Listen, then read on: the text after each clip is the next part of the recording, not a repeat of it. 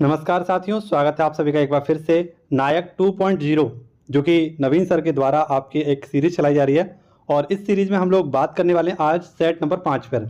ये set number 5 आप सभी के लिए बहुत ज़्यादा इंपॉर्टेंट है और इसमें बेहतरीन से क्वेश्चनों पर हम लोग चर्चा करेंगे, बहुत ही एक्सप्लेनेशन के साथ और बहुत ही समझाकर मैं आपको इस क्लास को कराने वाला हूँ। बहुत मज़ा आने वाला है आपको आज की क्लास में, क्योंकि बहुत सारे फैक्ट मैंने आप सभी के लिए तैयार किए हैं और एक एक पॉइंट को मैंने यहाँ पर आपके लिए नोट किया है, जिससे कि आपका एक अच्छा रिवीजन हो सके, कम समय में बेहतर रिवीजन आप इस वीडियो के माध्यम से कर सकें। सबसे पहले मैं एक छोटी सी जानकारी आपको देना चाहता हूं कि आप अगर इसकी पीडीएफ लेना चाहते हैं तो आपको बहुत ही कम रुपयों में एक मेंबरशिप ज्वाइन करनी पड़ेगी, जिसके माध्यम से आप इस पीडीएफ को भी प्राप्त कर सकते हैं और अन्य जो हमारी सीरीज चलाई जा रही है उनकी भी करंट अफेयर की आप पीडीएफ प्राप्त कर सकते हैं। तो बस आप लोग दिए गए नंबर पर आप लोग एक मैसेज कर लेना, जो मैं नंबर आपको दे रहा हूँ इसको 9027197359, ठीक है। और इसी के माध्यम से आप टेलीग्राम चैनल को ज्वाइन कर सकते हैं, जहाँ से आपको मेंबरशिप मिल जाएगी और वहाँ से ये सारी की सारी पीडीएफ आपकी हो सकती है, वो भी बहुत ही मिनिमम प्राइस में। तो चलिए, ये डाउट मैंने आपका क्लियर कर दिया, क्योंकि जितने भी कमेंट आ रहे थे वो पीडीएफ से रिलेटेड आ रहे थे। आप लोगों को क्लास कैसी लगती है ये भी बताया करिए, एक बार क्लास में क्या कमी रह रही है वो बताया करिए, ठीक है। और एक दो क्वेश्चन जो लिखने में गलती हो जाती है वो मैं आज क्लियर कर दूंगा आपको, ठीक है। जैसे हमारा जो कल पुणे था, वहाँ पर पुणे हो गया था, जो पहली ट्रेन हमारी चलाई गई थी वो पुणे, वहाँ की जगह आप लोग ठाणे कर लेना उसे, ठीक है। और एक जगह हमारी गलती हुई थी, जहाँ मैंने 56वां ज्ञानपीठ पुरस्कार लिख दिया था, वहाँ आपको क्या लिखना है, वहाँ 59वां ज्ञानपीठ पुरस्कार लिखना है, ठीक है। ये कॉमन सेंस की बात है कि जो नया दिया गया है वो 59वां ही होगा, 56वां तो बहुत पुराना है, लेकिन फिर भी आप लोग इसे नोट डाउन कर लेना। ये बात थी, ये जानकारी थी थोड़ी सी जो आपको दी। अब हम लोग बात कर लेते हैं 30 प्रश्न जो कि आपके प्रैक्टिस सेट 5 में कराए गए थे, तो इसका हम बेहतरीन से रिवीजन करेंगे। और पहला क्वेश्चन आपकी स्क्रीन पर आपको दिख ही रहा होगा, पूछा गया है कुचिपुड़ी के बारे में। तो कुचिपुड़ी आप सभी लोग जानते हैं, जो कि एक आंध्र प्रदेश का शास्त्रीय नृत्य है। इसके जो संस्थापक थे वो थे सिद्धेश्वर योगा जी, इनके द्वारा इसकी स्थापना की गई थी, ठीक है। ये पॉइंट आपको याद रखना है। यहाँ से अगर हम बात करें कि ये इसमें नाटक एक होता है, इनका एक नाटक है भावा कल्पम, इन्हीं का नाटक है सिद्धेश्वर गोगा जी का। इसमें आपकी पीतल तस्करी में इसको किया जाता है, पीतल की जो तस्करी होती है इस पर यह किया जाता है। और इसमें पैर के एक जल चित्रम का नृत्य को, जल चित्र आपका बनाया, जल चित्र बनाया जाता है, इसलिए इसको जल चित्रम नृत्य भी कहते हैं। इसकी मसाल तो ये यामिनी कृष्ण मूर्ति के द्वारा चलाई जाती है ना। और कुचिपुड़ी की मसाल इनको माना जाता है। यामिनी कृष्ण मूर्ति को 2016 में इन्हें पद्म विभूषण दिया गया था। इसमें जो पुरुषों की पोशाक होती है इसे बगलबंदी कहा जाता है। और जो कुचिपुड़ी की कहानियाँ हैं ये कहाँ से हमें प्राप्त होती हैं, तो भागवत और पुराणों से हमें प्राप्त होती हैं, ठीक है। भागवत पुराण जो हैं इनसे हमें प्राप्त होती हैं। अच्छा, इसमें जो नर्तक होता है आपका, इस नर्तक को क्या बोलते हैं, तो भागवल तालु इसको बोला जाता है नर्तक को। और वहीं पर आपके जो हवाई करतब किए जाते हैं उनको क्या बोला जाता है, तो काबुतलम इनको बोला जाता है। जो आपकी यामिनी कृष्ण मूर्ति है, इनकी बहुत ही फेमस एक बुक है, आप सभी को पता होगा क्योंकि हाल ही में इनका निधन हुआ था। और कुचिपुड़ी और भरतनाट्यम से इनका संबंध है, तो इनका क्वेश्चन पूछा जा सकता है आपसे। अब पैशन फॉर डांस, ये इनकी बुक का नाम है, ये आपको याद रखना है। अच्छा, इसमें एक मंडूक शब्द होता है, इसमें क्या है, तो वो है आपके मेढक की कहानी। मंडूक शब्द जो होता है आपका, मंडूक शब्दम, ये मेढक की कहानी से संबंधित है, ये भी पॉइंट आपको याद रखना है। क्वेश्चन नंबर 2 था हमारा यूनिसेफ से, है ना। और यूनिसेफ आप सभी लोग जानते होंगे, इसकी फुल फॉर्म होती है United nation international children education fund. पहले यहाँ पर ई की जगह इमरजेंसी था, लेकिन अब यहाँ पर एजुकेशन जोड़ दिया गया है, ठीक है, एजुकेशन फंड। इसकी स्थापना हुई थी 11 दिसंबर 1946 को। इसका हेडक्वार्टर है न्यूयॉर्क, अमेरिका में। और इसके जो सीईओ हैं वो हैं कैथरीन रसेल वर्तमान में। इसकी राष्ट्रीय राजदूत कौन बनी है, तो वो है करीना कपूर। और इसकी यूथ एम्बेसडर है, यानी पहली महिला यूथ एम्बेसडर जो बनाई गई है वो है हिमा दास। हिमा दास आप सब लोग जानते होंगे, ये हैं बहुत ही तेज धावक स्प्रिट रेस की, और ये असम से संबंधित हैं। अच्छा, जो यूनिसेफ होता है ये करता क्या है, जब आपका द्वितीय विश्व युद्ध हुआ था, आप सभी को पता है, उस समय इसके द्वारा बच्चों और महिलाओं को आपातकालीन भोजन और स्वास्थ्य देखभाल इसने प्रोवाइड कराई थी। ये अभी भी इसीलिए काम करता है और इसीलिए इसका नाम है United nation international children education fund. यह शिक्षा के क्षेत्र में भी काम करता है बच्चों के लिए। अब यहाँ पर हमारे कुछ इंपॉर्टेंट हेडक्वार्टर्स हैं जो मैंने अपनी तरफ से आप सभी को रिवाइज कराने के लिए लिख दिए हैं। जैसे WHO का हेडक्वार्टर कहाँ पर, जिनेवा में। WTO का हेडक्वार्टर कहाँ पर, जिनेवा में। रेड क्रॉस का हेडक्वार्टर जिनेवा में। EU जिसे हम इसे हम यूरोपियन यूनियन बोलते हैं, इसका हेडक्वार्टर कहाँ पर है, तो वो है आपके ब्रुसेल्स में। EU इसका हेडक्वार्टर कहाँ पर, आदिस अबाबा में। सार्क का मुख्यालय कहाँ पर, काठमांडू में। आसियान का मुख्यालय कहाँ पर, जकार्ता में। नाटो का मुख्यालय कहाँ पर है, तो ब्रुसेल्स में। ऐसे UNO का, UNDP का और UNSC का मुख्यालय कहाँ पर है, तो न्यूयॉर्क में है। और यूनिसेफ का भी मुख्यालय न्यूयॉर्क में ही है। IUCN का मुख्यालय कहाँ पर है, ग्लैंड में। IMF और आपका वर्ल्ड बैंक इसका है वॉशिंगटन DC में। और WTO आपका वर्ल्ड ट्रेड ऑर्गेनाइजेशन, इसका कहाँ पर है, जिनेवा में है। लेकिन एक आपका WTO है, इसका हेडक्वार्टर पेरिस में है, जो टूरिज्म से संबंधित था। ठीक है, तो मैं वही लिखने वाला था, लेकिन यहाँ जिनेवा लिख गया है, तो आप लोग इसको याद कर लीजिए अभी। अगला क्वेश्चन हमारा रेलवे लाइन से संबंधित था, यानी रेलवे से संबंधित था। इसमें हम लोग रेलवे के फैक्टों पर बात करेंगे। तो आप सभी को पता है रेलवे लाइन सर्वाधिक किस राज्य में है, तो वो है आपका उत्तर प्रदेश में। लेकिन आपसे पूछे विश्व में सबसे बड़ा रेल नेटवर्क किसका है, तो वो यूएसए का है, और चौथे नंबर पर अपना भारत है रेल नेटवर्क में। अच्छा, भारत की जो पहली रेल सेवा थी वो कब चली थी, तो ये 16 अप्रैल 1853 को चली थी, मुंबई से ठाणे के मध्य। तो यहाँ मैंने ठाणे लिख दिया है, कल की क्लास में धोखे से वो पुणे लिख गया था, हालांकि ठाणे लिखना चाह रहा था लेकिन पता नहीं कैसे पुणे लिख गया। तो यहाँ पर आप लोग इसको करेक्ट कर लीजिए। जो हमारी पहली ट्रेन चली थी इसका नाम था ब्लैक ब्यूटी, और ये कुल 34 किलोमीटर चली थी पहली बार। ठीक है, आप लोग को याद रखना है। और इसमें 3 इंजन थे, ये भी आपको क्या बात याद रखनी है, इसमें 3 इंजन थे। अब जो पहली इलेक्ट्रॉनिक ट्रेन थी आपकी वो 1925 में चली थी भारत की। लेकिन आपसे पूछे विश्व की पहली ट्रेन कब चली थी, जैसे भारत की पहली ट्रेन 1853 में चली, ऐसी विश्व की पहली ट्रेन चली थी 1825 में, और इसके 100 साल बाद भारत में पहली इलेक्ट्रॉनिक ट्रेन भी चल गई थी। आपसे पूछा है कि भारत का सबसे बड़ा स्टेशन कौन सा है, तो वो है हावड़ा स्टेशन, इसमें 23 प्लेटफॉर्म है। आपसे पूछा है कि भारत का सबसे बड़ा जंक्शन कौन सा है, तो वो है मथुरा जंक्शन। ठीक है, आप लोग आए होंगे मथुरा जंक्शन, तो यहाँ से आप भारत के किसी भी कोने में जा सकते हैं। इस प्रकार से मथुरा जंक्शन को डिज़ाइन किया गया है, यहाँ से हर तरह की आपको गाड़ी मिल जाती है मथुरा से। अब अच्छा, आपसे पूछा जाए रेलवे गेज। रेलवे गेज आप लोग जानते होंगे, जैसे ये हमारी ट्रेन होती है पहले, आप सभी लोग, अब तो बड़ी लाइन वाली ट्रेन चल गई हैं, बड़ी लाइन वाली, पहले जो छोटी ट्रेन वाली लाइन वाली चलती थी, तो ये हमारे गेज होते हैं। जैसे ये इनके बीच की जो दूरी होती है इसको गेज बोला जाता है। ठीक है, अब सबसे बड़ा जो होता है वो होता है आपका ब्रॉड गेज, ये 1676 मीटर का होता है। ठीक है, मीटर का नहीं कह सकते, mm का कहते हैं, है ना, मिलीमीटर का। और आपसे पूछे मीटर गेज, ये आपका 100 mm का होता है। स्टैंडर्ड गेज ये आपका 1435 का होता है, और नैरो गेज जो सबसे छोटा होता है वो 762 mm का होता है आपका। ठीक है, एक और क्वेश्चन आपसे पूछे रेलवे का ही, बहुत अच्छा क्वेश्चन है, सबसे लंबी दूरी तय करने वाली ट्रेन कौन सी, तो आप सब लोग जानते होंगे ये है आपकी विवेक एक्सप्रेस, जो कि 4286 किलोमीटर आपकी चलती है, 4286 यानी 4286 किलोमीटर चलती है, डिब्रूगढ़ से कन्याकुमारी। डिब्रूगढ़ यानी कि असम में है, और कन्याकुमारी आपका तमिलनाडु में है। ठीक है, देखिए अब तमिलनाडु लिखना था, क्या लिख दिया, तमिलनाडु, तो इस प्रकार से गलती जाती जल्दी जल्दी में, है ना, लेकिन ये तमिलनाडु, आप लोग इसको तमिलनाडु कर लेना। पहली मेट्रो भारत में कब चली थी, आप सबको पता है 1984 में चली थी कोलकाता में। ठीक है, दमदम में चली थी, और दूसरी मेट्रो ट्रेन ये आपकी दिल्ली में चली थी 2002 में। सबसे लंबी रेल सुरंग कौन सी थी, तो इसमें थोड़ा सा कन्फ्यूजन था मुझे, है ना, तो इसको मैंने नहीं लिखा है, इसको कन्फ्यूजन को दूर करने के बाद मैं आपको इसको बता दूंगा।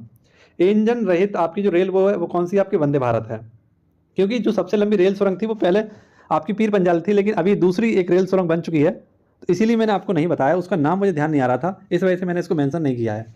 ठीक है, अच्छा नेक्स्ट देखते हैं हम लोग। अगला क्वेश्चन हमारा जो था वो था चौथा क्वेश्चन क्या कह रहा है हमारा, तो आपसे पूछा गया है कि ग्रैमी पुरस्कार का क्षेत्र कौन सा है। तो ग्रैमी पुरस्कार आप लोग जानते होंगे संगीत के क्षेत्र से संबंधित है, और इसकी स्थापना 4 मई 1959 को की गई थी। इसको ग्रामोफोन अवार्ड भी कहते हैं। पहले भारतीय जिनको ये ग्रैमी पुरस्कार मिला था तो 1967-8 में मिला था, ये पंडित रविशंकर को, जिनका संबंध सितार वादक हैं ये, और इनका एल्बम जो थी बेस्ट मीट ईस्ट से इनका संबंध था। ठीक है, पहली महिला इनको ये तन्वी साथी जय हो के लिए दिया गया था। 2024 में 5 भारतीय इनको दिया गया था। जाकिर हुसैन तबला वादक थे, राकेश चौरसिया ये बांसुरी वादक थे, गणेश राज ये वायलिन से संबंधित थे, सैलवा गणेश ये ताल वादन से संबंधित थे, और एक नाम शायद आपको नहीं दिख रहा होगा तो मैं यहाँ लिख दे रहा हूँ, शंकर महादेवन। ठीक है, शंकर महादेवन ये किससे संबंधित थे, तो ये गायक हैं, यानी कि हमारे संगीतज्ञ हैं। ठीक है, इनसे आपको याद रखना है, ये हमारे सिंगर हैं। हर बार की तरह आज का हमारा एक और क्वेश्चन जनगणना से संबंधित था, और ये जनगणना का क्वेश्चन आपको बहुत अच्छी जानकारी देगा। देखिए, जनगणना 2011 के अनुसार हम देखें तो सबसे ज़्यादा आप सभी को पता है भारत में हिंदू ही रहते हैं, और हिंदुओं की संख्या कितनी है, तो वो है 79.8%। हालांकि हिंदू इतने सबसे ज़्यादा हैं, लेकिन आपसे पूछे जो माइनॉरिटीज़ होती हैं उन माइनॉरिटीज़ में सबसे ज़्यादा कौन सी संख्या है, तो वो है आपकी मुस्लिम की, ये है 14.2%। उसके बाद ईसाई हैं आपके 2.3%, सिख हैं उसके बाद 1.7%, बौद्ध हैं उसके बाद 0.7%, और जिन्होंने अपना धर्म नहीं बताया वो है आपके 0.2%। ठीक है, आपसे पूछा जाए कि जो जनसंख्या वृद्धि है आपकी 2001 से 2011 के मध्य, इसमें मुस्लिम वृद्धि कितनी हुई थी, तो 24.6% की हुई थी। वहीं पर हिंदुओं की वृद्धि कितनी हुई थी, 16.8% की वृद्धि हुई थी 2001 से 2011 के मध्य। आपसे पूछा जाए कि सर्वाधिक साक्षर जो आपकी एक माइनॉरिटी है वो कौन सी है, तो वो है जैन धर्म। लगभग सबसे ज़्यादा जो आपके भारत में शिक्षित एक माइनॉरिटी है वो कौन सी है, तो वो है जैन धर्म, सबसे ज़्यादा शिक्षित है 94.9%, और सबसे कम तो वो है आपकी मुस्लिम 68.5%। ठीक है, नेक्स्ट आपसे पूछेगा अगला क्वेश्चन आपका था, बहुत ही अच्छा क्वेश्चन ये भी था आपका, और पूछा गया था आपसे कि सर्वाधिक हिंदुओं की संख्या प्रतिशत कहाँ पर है आपका, तो हिमाचल प्रदेश में, ये आपकी 95% है लगभग, और हिंदू कम सबसे कहाँ पर है, तो वो है मिजोरम में 2.75%। ठीक है, ये भी आपको याद रखना है। सबसे कम हिंदू कहाँ पर है, तो भारतीय राज्य में वो है मिजोरम। ठीक है, ये भी आपको याद रखना है। नेक्स्ट आपसे पूछेगा, अगला क्वेश्चन हमारा था क्रिकेट से संबंधित था, हर बार की तरह एक और क्रिकेट का क्वेश्चन, इसमें भी हम लोग बेहतरीन से प्रश्नों पर चर्चा करेंगे। जैसे आपसे पूछा गया है, विश्व का सबसे पुराना क्रिकेट क्लब कौन सा था, तो मैरीलेवन ये क्रिकेट क्लब आपका लंदन में है, 1787 में इसको स्थापित किया गया था। और एक क्वेश्चन जो मैंने कल नहीं लिखा था, आज मैंने लिख दिया आज की क्लास में, जैसे 1983 में जो विश्व कप हुआ था आपका फाइनल, वो लॉर्ड्स के मैदान में हुआ था, लंदन में ही। और दूसरा पुराना आपका जो क्रिकेट, ठीक है, तो आपको याद रखना वो है, इसकी स्थापना कब हुई थी, 1792 में हुई थी। ठीक है, नेक्स्ट आपसे पूछे रणजी ट्रॉफी कब शुरू हुई थी, तो ये 1935 में, और इसमें कुल 38 टीमें होती हैं। 2024-25 में इसका जो विजेता है वो विदर्भ है, केरल को हराकर। इसके जो कैप्टन थे वो कौन थे, अक्षय थे। नेक्स्ट आपसे पूछे सर्वाधिक बार जो विजेता है आपका रणजी ट्रॉफी का वो कौन है, मुंबई, 42 बार इसने मुंबई ने जीता है। सर्वाधिक रन जो बनाए आपके रणजी ट्रॉफी में वसीम जाफर ने बनाया, और सर्वाधिक विकेट जो लिए हैं आपकी वो है राजेंद्र गोयल, इनके द्वारा ये विकेट लिए गए हैं। ठीक है, आई होप आप सभी को वीडियो अच्छी लग रही हो। अगर वीडियो अच्छी लग रही है तो ज़्यादा से ज़्यादा वीडियो को लाइक करा करें। आप लोग वीडियो लाइक नहीं करते हैं, है ना, व्यूज अच्छे आते हैं लेकिन आप लोग लाइक नहीं करते हैं। लाइक करेंगे वीडियो को तो आपके जो साथी हैं उनके पास भी थोड़ी सी वीडियो पहुंच जाएगी, आप लोग शेयर कर देंगे तो थोड़ा सा अच्छा लगता है। तो आप लोग एक बार वीडियो को शेयर जरूर कर दिया करें, ठीक है। और वीडियो अच्छी लगेगी तो आप तो लाइक तो जरूर करेंगे, अच्छी नहीं लगेगी तो नहीं करेंगे। अगर अच्छी लगती है तो करिए, नहीं लगती है तो नहीं भी करिए, ज़बरदस्ती नहीं है कोई। अगर वीडियो अच्छी नहीं लगती है आपको तो लाइक मत करिए। Next, the king with in, ये किसकी बुक है। अब हम बुक पर बात करेंगे। सारी की सारी बुक मैंने यहाँ पर आपके लिए नोट डाउन की है, आपको रिवाइज कराने के लिए, बेहतरीन तरीके से आपको रिवाइज कराऊंगा। मन लगाकर आप बस पढ़ते रहिए। द किंग विद इन ये नंदिनी सेन गुप्ता की थी। नेक्स्ट, जिंदगी नामा ये कृष्ण सोबती की थी। द माउंटेन ऑफ लाइट ये सुंदर इंदु सुंदरन की थी। द म्यूजिक रूम ये नामिता देवी दयाल की थी। नेक्स्ट आपसे पूछे द ब्लू वुमेन ये किसकी थी, तो अनुकृति उपाध्याय की थी। नेक्स्ट आपसे पूछेगा इंडी 101 ये रितिका नयन की थी। आपसे पूछे ब्रंट सुगर ये अपनी दोषी की थी। My life as a comrade ये के सैलजा की थी। और ये काउंटरिंग इंडिया ये नंदिनी की थी। लॉकडाउन लिरिक्स ये संयुक्ता दास की थी। प्लेस कोल्ड होम ये प्रीति सेनई की थी। व्हेन आई हेट यू ये मीना कंडास स्वामी की थी। ठीक है, तो ये सारी की सारी आपकी करंट अफेयर से संबंधित और अन्य रिलेटेड जो आपकी बुक्स थी जो आपके लिए इंपॉर्टेंट रहेंगी, इनको आप लोग रिवाइज करिए। अब यहाँ पर हम लोग बात करेंगे संविधान। संविधान के बहुत सारे अच्छे से फैक्ट मैंने यहाँ पर आपके लिए तैयार किए हैं, बेहतरीन तरीके से हम रिवीजन करेंगे। चलिए देखते हैं। सबसे पहले आपसे पूछा गया था मूल अधिकार के बारे में। मूल अधिकार जो है भाग 3 में है, इसको अमेरिका से लिया गया है और 12 से 35 आर्टिकल तक ये आपके निहित हैं। मूल संविधान में आपके 6 मौलिक अधिकार थे, लेकिन वर्तमान समय मूल संविधान में ये आपके 7 थे और वर्तमान संविधान में इनकी संख्या 6 है। एक हटा दिया गया, आप सभी को पता है वो कौन सा, तो 44वें संविधान संशोधन के तहत 1978 में आपका आर्टिकल 31 के तहत संपत्ति का अधिकार, कौन सा, संपत्ति का अधिकार हटा दिया गया। और इसको कहाँ रख दिया गया, तो इसको भाग 12 में रख दिया गया, आर्टिकल 300A में। ठीक है, आर्टिकल 301 में या ए में इसको रख दिया गया। अब हम देखते हैं हमारे 6 संपत्ति जो हमारे 6 मौलिक अधिकार हैं वो कौन कौन से हैं। तो एक है समानता का अधिकार, आर्टिकल 14 से 18। एक है स्वतंत्रता का अधिकार, आर्टिकल 19 से 22।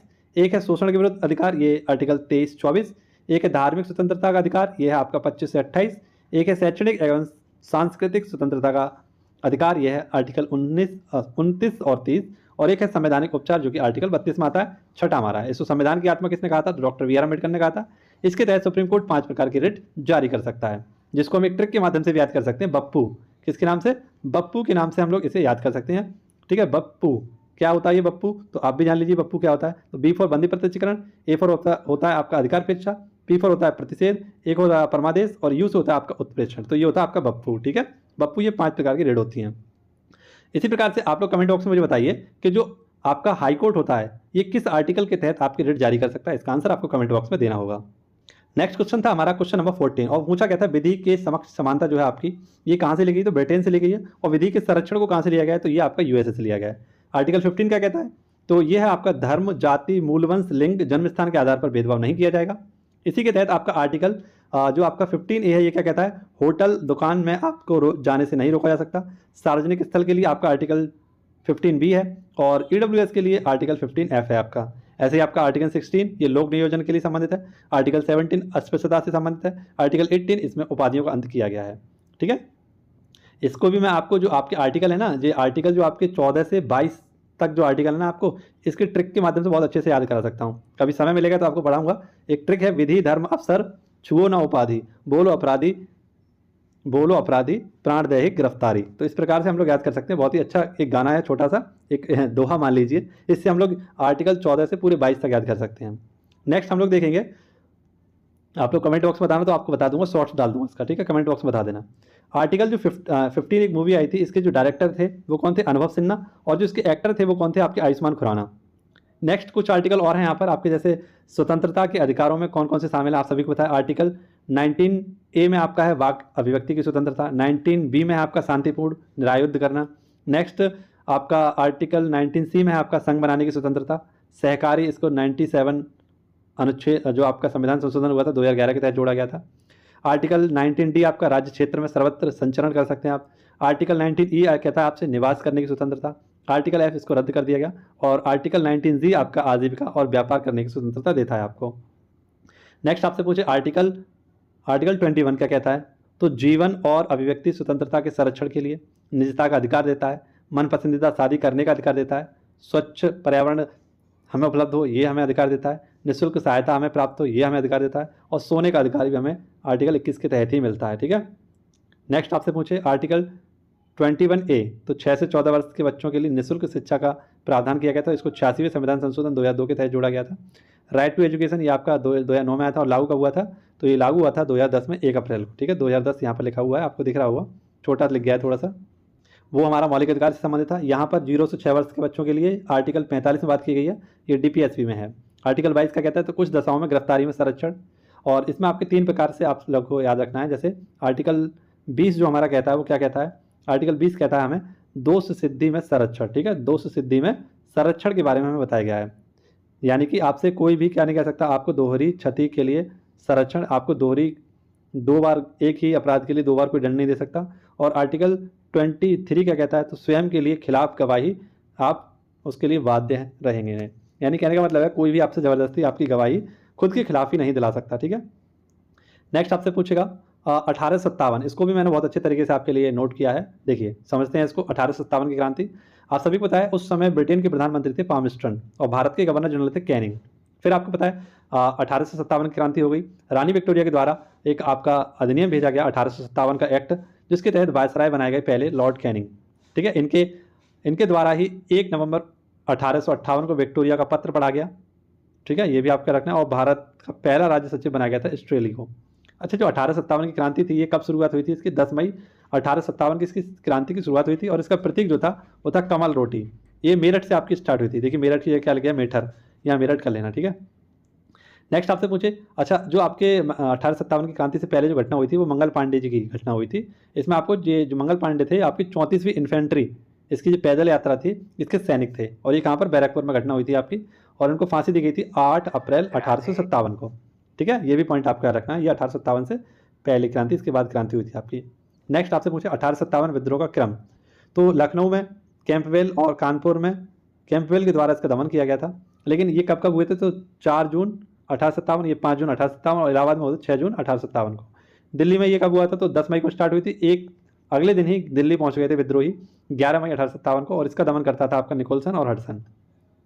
एक आपकी इसी समय आपकी एक कविता बुंदेलो हर मुँह के हमने सुनी कहानी थी, इसके लेखक कौन है, तो वह है सुभद्रा कुमारी चौहान। अगला क्वेश्चन था हमारा क्वेश्चन नंबर 14, और ये फैजाबाद में, आप सभी को पता है फैजाबाद में जो विद्रोह के लिए जाने गए थे वो थे अहमदुल्ला, मौलवी अहमदुल्ला, और इनको पकड़ने के लिए 50,000 का इनाम भी रखा गया था ब्रिटिश सरकार के द्वारा। मेरठ में कौन थे, तो आपके कदम सिंह और धनदेव कोतवाल गुर्जर सिंह, ये दोनों थे। बागपत और बड़ौत में कौन थे, बाबा श्यामल जाट थे। असम में कौन थे, तो मणिराम और करदेश्वर, ये दोनों लोग थे जो असम से इसका नेतृत्व कर रहे थे विद्रोह का। दिल्ली में कौन थे, तो बहादुर शाह जफर या बहादुर शाह सेकंड इनको कह सकते हैं, और वक्त खां इनके सेनापति थे। झांसी से कौन थी, तो रानी लक्ष्मीबाई थी, इनकी मृत्यु 1858 में हुई थी। इनका समाधि स्थल कहाँ पर, ग्वालियर के फूलपुर में। बरेली में कौन थे, तो खान बहादुर खान थे। लखनऊ से आपके बेगम हजरत महल थी, जिनको महक परी के नाम से जाना जाता है, और उनके पुत्र थे बिजलिस कादिर, ठीक है। नेक्स्ट आपसे पूछेगा 1857 के प्रमुख कथन है हमारे, जैसे कि यह सैनिक विद्रोह से बहुत बड़ा था किंतु एक प्रथम स्वतंत्रता संग्राम से कम था, ये किसने कहा था, स्टेनले ने। इसको सिपाही विद्रोह किसने कहा, तो SS सेन ने कहा था। ना ये प्रथम, ना ये राष्ट्रीय, और ना ये स्वतंत्रता संग्राम है, ये किसने कहा था, RC मजूमदार ने।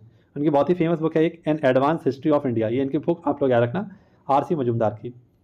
एक कथन और था, जैसे ये तो धर्मांत का ईसाइयों के विरुद्ध आपका युद्ध था, ये किसने कहा था, R.E. स्कीन ने कहा था।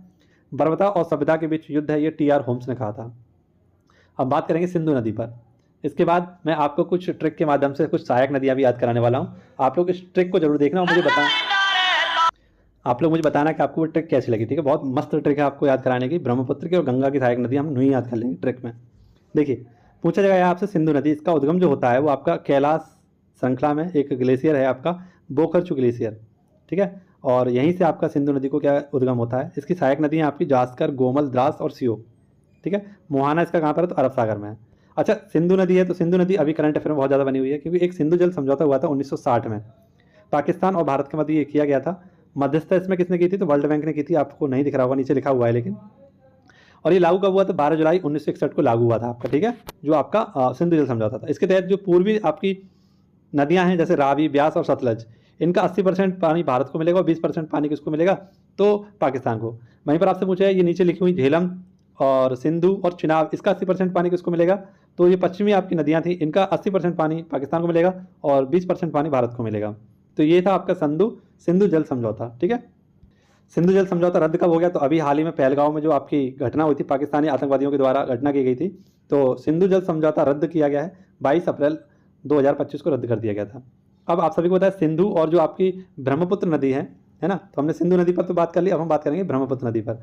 इन दोनों को जो निकलने का स्थान है वो लगभग मानसरोवर के पास ही है, दोनों का बहुत पास में ही है। अच्छा, जो ब्रह्मपुत्र नदी है ये भारत की सबसे चौड़ी नदी है। ठीक है, भारत की सबसे चौड़ी नदी है। इसके अन्य नाम है जैसे दिहांग, इसको अरुणाचल प्रदेश में कहते हैं, जमुना इसको बांग्लादेश में कहते हैं, और स्वांगपो इसको नेपाल में कहते हैं। इसकी जो लंबाई है वो 2900 किलोमीटर है इसकी लंबाई। अच्छा, इसी में आपका विश्व का सबसे बड़ा नदी द्वीप पाया जाता है, इसको हम बोलते हैं माजुली द्वीप। और इसी में सबसे छोटा आपका एक नदी द्वीप पाया जाता है, जैसे उमानंद द्वीप कहते हैं, इसी नदी में, ब्रह्मपुत्र नदी में। और दोनों ही कहाँ पाए जाते हैं, तो असम में पाए जाते हैं। ठीक है, ये पॉइंट आप लोग याद रखेंगे। अब देखिए, इसकी जो सहायक नदियां हैं इसको याद करिए। देखिए, ट्रिक है आपकी, देवांग नाम का लड़का था और एक रोहित नाम का लड़का था। बोलिए मेरे साथ, देवांग नाम का लड़का था और एक लोहित नाम का लड़का था। धनश्री और सुवनश्री नाम की लड़की से इनको प्यार हो गया। धनश्री और सुवनश्री नाम की लड़की से इन्हें प्यार हो गया, लेकिन ये अपने प्यार का इजहार करने से संकोच करते थे। क्या करते थे, संकोच करते थे। एक दिन इन्होंने तीस्ता लगाया और लड़की को क्या कर दिया, प्रपोज कर दिया। इनका काम बन गया। ठीक है, इनके मन में आया और इनका काम बन गया। लेकिन एक दिन क्या हुआ, लड़की इनको छोड़ के चली गई, क्योंकि लड़कियों का भर गया जिया। तो लड़के क्या हो गए, पागल हो गए उनकी याद में। ठीक है, तो आप लोग याद रखना, दिवांग और लोहित दो नदियां हो गई आपकी, धनश्री और सुवनश्री दो नदियां हो गई आपकी। दिवांग और लोहित नाम के दो लड़के थे, धनश्री और सुवनश्री नाम की लड़की से प्यार करते थे, लेकिन कहने से संकोच करते थे, संकोच नदी हो गई। एक दिन तीस्ता लगाकर उन्होंने बोल दिया, उनका काम बन गया, क्योंकि उनके मन में आई थी। लड़कियों ने छोड़ दिया, क्योंकि लड़कियों का भर गया जिया, तो जिया भरल से हो गई जिया भरल, और लड़के बाद में हो गया आपके पागल। तो पागल दिया ये आपकी सहायक नदी होगी किसकी, ब्रह्मपुत्र नदी की। तो कहानी है बहुत ही अच्छी है। लोहित और दिवांग नाम के दो लड़के थे, धनश्री और सुवनश्री नाम की लड़की से प्यार करते थे, लेकिन कहने से डरते थे। एक दिन उनके मन में आई, है ना, तो तीस्ता लगा कर उन्होंने बोल दिया, उनका काम बन गया, लेकिन लड़कियों उन्होंने छोड़ दिया, लड़कियों का दिल भर गया या जिया भर गया, तो लड़के बाद में हो गए पागल। ठीक है, इस प्रकार से आप लोग इन्हें याद कर सकते हैं। अब हम बात कर लेते हैं गंगा नदी की। तो गंगा नदी के बारे में अगर हम बात करें, तो गंगा नदी की लंबाई जो है वो 2525 किलोमीटर है। इसका उद्गम जो होता है वो गंगोत्री उत्तराखंड से होता है। इसका जो मोहाना है वो बंगाल की खाड़ी में है। ये 5 राज्यों में बहती है, उत्तर प्रदेश, उत्तराखंड, बिहार, झारखंड और पश्चिम बंगाल। सबसे ज़्यादा बहती है कहाँ पर, तो उत्तर प्रदेश में। ठीक है, सबसे ज़्यादा जो बहती है उत्तर प्रदेश में बहती है। राष्ट्रीय गंगा नदी जो बेसिन प्राधिकरण आपका बनाया गया था वो 20 फरवरी 2009 को बनाया गया था। किस एक्ट के तहत, 1986 का जो पर्यावरण संरक्षण अधिनियम था, इसके तहत इसको स्थापित किया गया था। अब गंगा नदी की सहायक नदियां हम लोग याद कर लेते हैं। तो कैसे याद करेंगे, देखो, राम नाम का लड़का था, गोमती नाम की लड़की से प्यार करता था। राम नाम का लड़का था। ठीक है, राम नाम मतलब हमारे राम जी नहीं है, कोई भी लड़का हो सकता है राम नाम का।